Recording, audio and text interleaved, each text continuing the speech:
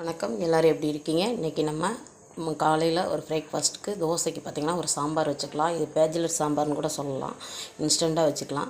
இப்போ நான் வந்து ஒரு டம்ளர் துவரம்பருப்பு எடுத்து கழுவிட்டு கொஞ்சம் மஞ்சத்தூள் மட்டும் போட்டு வேக வச்சுருக்கிறேன். நான் பாதி வேக்காடு வெந்ததுக்கப்புறமேட்டு குக்கர் மூடி போட்டுக்கலாம்னு நினச்சிட்டேன். இப்போ இதில் என்னென்ன சேர்க்க போகிறோன்னு பார்க்கலாம் வாங்க. மஞ்சத்தூள் போட்டு வெந்துட்டுருக்கு. இப்போ பாருங்கள், நான் ஒரு பெரிய வெங்காயம், சின்ன பெரிய வெங்காயம், ஒரு 4 பல் பூண்டு, ஒரு சின்ன உருளைக்கிழங்கு இந்த மாதிரி உருளைக்கிழங்கு போட்டு சாம்பார் வைங்க, சூப்பராக இருக்கும். இப்போ ஒரு 3 தக்காளி, சின்ன சின்ன தக்காளி இது தாங்க. இப்போ நம்ம சாம்பார் தூள் எடுத்து வச்சுருக்கிறேன். பெருங்காயத்தூள் போட்டுக்கலாம். இப்போ கொஞ்சம் பெருங்காயத்தூள், இப்போ 4 பல் பூண்டு இப்போ ஒரு பெரிய வெங்காயம் போட்டுக்கலாம். இப்போ உருளைக்கிழங்கும் போட்டுக்கலாம். இப்போ தக்காளி எடுத்து அப்படி போட்டுக்கலாம். இது நான் வீட்டில் அரைச்ச சாம்பார் தூள். யாருக்காவது வேணுன்னா கமெண்ட் பண்ணுங்கள். ஒரு சொட்டு எண்ணெய் ஊற்றிக்கலாம், நல்லாயிருக்கும். அதுக்கப்புறம் கொஞ்சமாக புளித்தண்ணி கரைச்சி ஊற்றி ஒரு 3 பருப்பு சாம்பார் எல்லாம் ரெடி ஆயிடுச்சு. இதை நம்ம நல்லா கடைஞ்சிக்கலாம். கடைஞ்சிட்டு இதில் பார்த்திங்கன்னா நான் ஒரு உருளைக்கிழங்கு மத்தியானத்துக்காக பொரியலுக்காக வேக போட்டு இறக்கி வச்சிட்டேன்.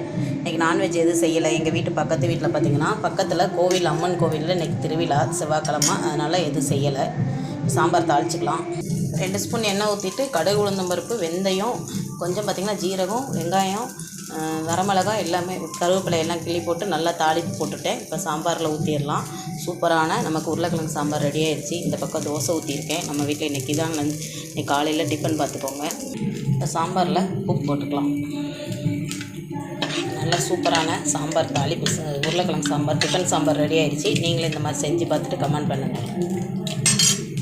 தோசை ஊற்றி வச்சு நம்ம வீட்டில் டிஃபன் பார்த்திங்கன்னா இன்றைக்கி காலையில் தோசை, உருளைக்கிழங்கு சாம்பார், இன்றைக்கி வந்து உளுந்த வடை. இன்றைக்கி தாங்க நம்ம வீட்டில் காலையில் டிஃபன். இந்த வீடியோ பிடிச்சதை லைக் பண்ணுங்கள், ஷேர் பண்ணுங்கள். ஒரு உருளைக்கிழங்கு பொரியலுக்கு செய்கிறதுக்கு நான் வந்து 2 உருளைக்கிழங்கு வேக வச்சு எடுத்து வச்சுருக்கேன். இப்போ ஒரு பெரிய வெங்காயம் கட் பண்ணி வச்சுருக்கேன். இப்போ வாங்க நம்ம தாளிச்சிக்கலாம். உருளைக்கிழங்கு பொரியல் தாளிச்சிக்கலாம். இப்போ எண்ணெய் ஊற்றி கடுகு, உளுந்தம் பருப்பு போட்டு நல்லா வெடித்த உடனே வெங்காயம் போட்டு நல்லா வதக்கிட்டேன். இப்போ பார்த்திங்கன்னா என்கிட்ட கருவேப்பிலை இல்லை, அதை விட்டுட்டேன். அதுக்கப்புறம் உருளைக்கிழங்கு எடுத்து போட்டு நம்ம சிம்பிளான உருளைக்கிழங்கு பொரியல் தான் இன்றைக்கி. இப்போ நம்ம கொஞ்சமாக உப்பு போட்டுக்கலாம். கிழங்கு நல்லா போட்டு வதக்கியாச்சு. இப்போ கொஞ்சமாக உப்பு போட்டுட்டு கொஞ்சமாக தேவையான மஞ்சள்தூள் சேர்த்துக்கலாம். கொஞ்சம் பெருங்காயத்தூள் சேர்த்துக்கோங்க. ஏன்னா நான் பூண்டு தொட்டி போடல, அதனால் பெருங்காயத்தூள் சேர்த்துக்கோங்க. இப்போ நம்ம சாம்பார் தூள் கொஞ்சம் போட்டுக்கலாம். சூப்பராக உருளைக்கிழங்கு ரெடி ஆயிரும். இப்போ கிளறி விட்டுக்கலாம். இப்போ நமக்கு சூப்பரான உருளைக்கிழங்கு பொரியல் ரெடி ஆகிடுச்சு. காரசாரமான உருளைக்கிழங்கு பொரியல் சாப்பாடு வச்சு இறக்கியாச்சு. இப்போ சாப்பாடு இருக்குது, சாம்பார் காலையில் வச்சது இருக்குது. இதாங்க இது வந்து பார்த்திங்கன்னா லெமன் சாதம், தயிர் சாதம் எல்லாத்துக்குமே சூப்பராக இருக்கும் காம்பினேஷன். இப்போ நம்ம இறக்கிடலாம். இப்போ காரசாரமான உருளைக்கிழங்கு பொரியல் ரெடி ஆயிடுச்சு.